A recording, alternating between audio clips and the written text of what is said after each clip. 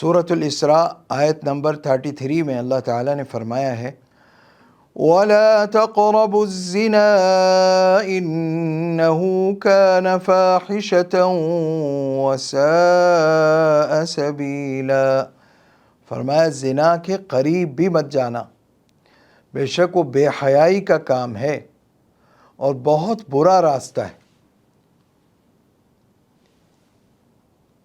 اس آیت میں اللہ تعالیٰ نے یہ نہیں فرمایا کہ زنا مت کرو، بلکہ قریب بھی مت جاؤ فرمایا، کیونکہ زنا انسان ڈائریکٹ زنا میں مبتلا نہیں ہوتا،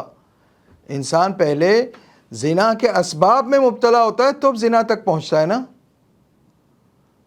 کوئی شخص بھی ڈائریکٹ بدکاری تک نہیں پہنچتا، پہلے اس کے مراحل ہیں، جس کو ایک عرب شاعر نے کہا نظرة فابتسامة فسلام فکلام فموعد فلقاء پھر فجہنم فنار۔ نظر سے ابتدا ہوتی ہے، بد نظری ہوتی ہے پہلے، دو نامحرم ان کی نظریں چار ہوتی ہیں، جب نظر چار ہوئی دل میں برے خیالات آئے، پھر مسکرائے ایک دوسرے کو دیکھ کر، جو نامحرم کے سامنے مسکرانا ہے منع ہے، اس لیے فرمایا ہے ہمارے بزرگوں نے کہ نامحرم کو اخلاق مت دکھاؤ، کوئی نامحرم عورت ہے اس سے مسکرا کر بات کرنا گناہ ہے، اسی طرح کوئی نامحرم مرد ہے اس سے کوئی مسلمان باحیا عورت بات کرتی ہے مسکرا کر، ایک گناہ ہے۔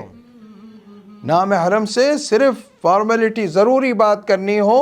بغیر مسکرائے بات کرنی، یہ اخلاق ہے، نامحرم کے لیے یہی اخلاق ہے۔ تو جب اخلاق نامحرم سے گفتگو کی حدود،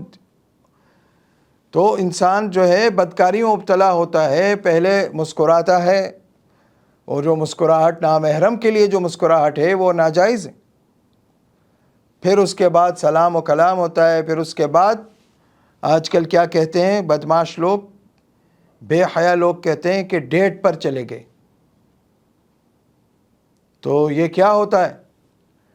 ڈیٹ پر چلے گئے کیا ہے یہ جہنم کے راستے پہ چل پڑا، یعنی یہ معنی ہوتے ہیں اس کے کہ جہنم کے راستے پر چل پڑا اب۔ تو باحیا اور شرم اور حیا، باغیرت اور باحیا مرد ہو یا عورت، لڑکا ہو یا لڑکی، وہ نامحرم سے تعلقات نہیں بناتے۔ تو ولا تقربوا الزنا، قرآن کہہ رہا ہے کہ زنا کے قریب بھی مت جاؤ، مطلب ہر وہ چیز جو تمہیں زنا تک پہنچاتی ہے اس سے دور رہو۔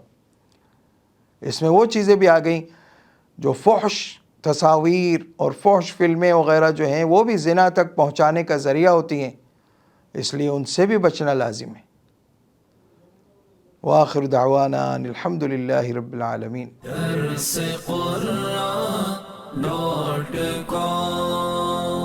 www.darsequran.com